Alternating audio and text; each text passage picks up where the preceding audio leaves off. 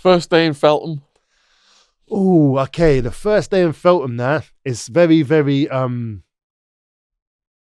nerve-wracking. Of course, you're going to prison, right? But it's the whole thing on like you're in the cells and you see stuff on the walls, like, oh, fuck this person, fuck that person, from this person. Oh, yeah, okay. So you start reading the walls, and then you go into the security van and stuff, and then people are talking. We've been in prison before. You've been this before, and I'm no, never been in jail before. And then they start telling you horror stories. Oh, watch out for this. Watch out for that. Do this, do that. So now you're terrified. By the time you get there, you're terrified. You just want to get your dinner, go in your little cell, and just like put the fucking covers over your head, and just get out of this reality. But that's not going to happen. So they talk you through. They walk you through. I call everyone mate. What's happening, mate? What's going on, mate? Cool, mate. Yeah. So I get there, and I've never been to prison before. I've never experienced it, you know. Been to visit like people, but never been there myself. So I get into the prison, and you go through the like checking in service sort of thing there, where the governors like they strip search you and they get your name, what you're in for, and all that kind of stuff. I'm calling the officer, blah blah blah. I'm in for this, mate. And he looked at me and said nothing, but I just did not like his look, dirty look, And then he said something else to me, and I'm like, yeah, cool, mate. He's like, listen, I'm not your fucking mate, so get that out of your mouth now. I'm like, sorry, mate. But it wasn't, it's just, I've never said the word Gov in my life. I didn't know what to call him. Boss, I don't know what they call officers, do you know what I'm saying?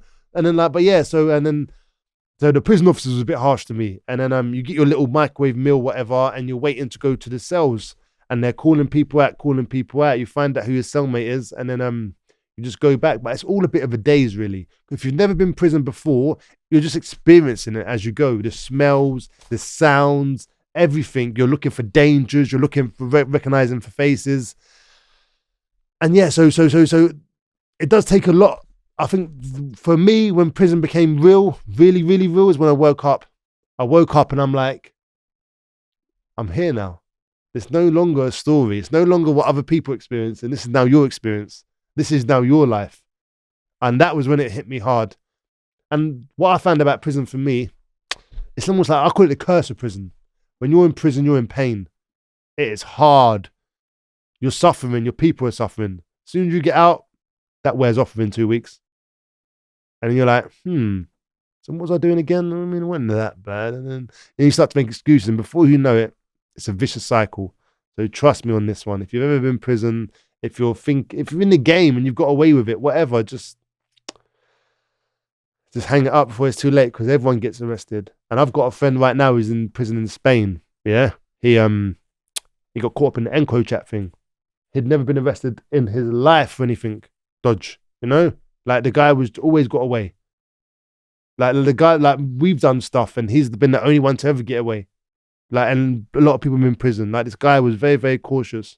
But in this life, you only have a certain amount of time before your time's up, you know? For everyone, you know? And if it's not that way, it's the other way.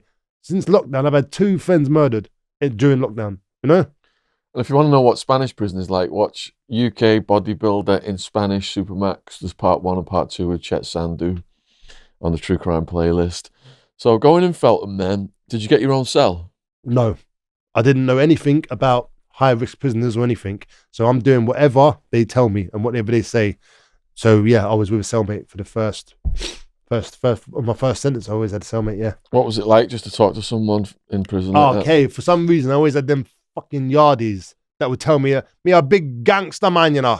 Me have 200 people work for me. Me sell all the crack in the world. They haven't got no postal order. They got no nothing in their thingy. No one's looking after them, but they're a big super gangster. And it took me ages to realize that a lot of people chat shit in jail. And I'm like, serious? What you do? I believed everyone. I was so gullible. And I would always get the cellmate that would try and like teach me the ways and that. And he was just full of shit most of the time. And yeah, so I would always get terrible cellmates, man. Terrible. What are the ways that are full of shit? Like prisoners, yeah. A lot of prisoners, you'll notice, the ones that talk the most and tell you about how gangster and how big and how stuffed they are, they've got nothing. No family, which is pretty sad, and no one supporting them. But yeah, I do this and I do that and I do this. And the amount of times I've seen people in jail, big guys, muscly guys, you see them when they're out and they're crackheads. They're literally crackheads. So it took me ages to actually realize that that most people in prison are actually not scumbags, but they're like, they're full of shit, man. They're full of shit. And yeah. What kind of people did you choose to click up with, and did you know people from the streets? Oh, everyone. I knew everyone. And people sometimes in my family, sometimes in my little cousin. That's how I met Richie Islington. I give him the name Islington. His name's Richie, but yeah. But like, you just meet people in jail, and I was always known. There's my second name Lazar. Like, even through a couple of my uncles and that, they was always known. So yeah, prison. After like the first month, I was fine because like I had, honestly, the first time I went to prison, I had about 30 to 40 mates in there. We'd all meet up at church, and yeah, there was loads of us. Did anyone try and test you? All the time. Remember, I'm tall and I'm skinny, but I act like I'm, just different. But it's all about the heart. It's what you got in your heart. And I'd never really, I let things go a lot. So I try and get away from the confrontation. But if it's there, I'm just going to just swing the first punch because I don't even want to be in it. I want it to be over. So let's do it quicker than, like that kind of thing. But I always try to stand my ground. And in prison, you'll always get tested at first. And you may fight and get beaten up. You may fight and get beaten up twice. But people will soon know that they got to fight you. And no one wants to fight, not even the bullies. So as long as you stand your ground, and people, I've had fights with people in prison that are big. And I've really not wanted to fight. But fights in prison don't last long. Attacks in your cell, that's different. But a fight in prison when the bell's pressed and all that lasts like a minute, man.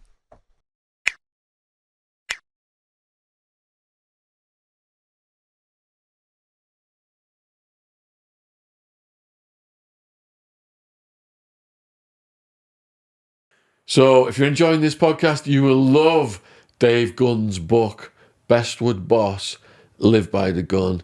It's got hundreds of reviews on Amazon. It only went up this year, 4.3 stars. And I'll read you the back of the book. The jaw-dropping inside story from the boss of the only organised crime group in the UK to be classified as a cartel. In the early 2000s, Dave Gunn and his brother Colin built the Bestwood Cartel, a multi-million-pound empire based on drugs, extortion and violent crime. During a time when Nottingham was labelled Britain's gun crime capital.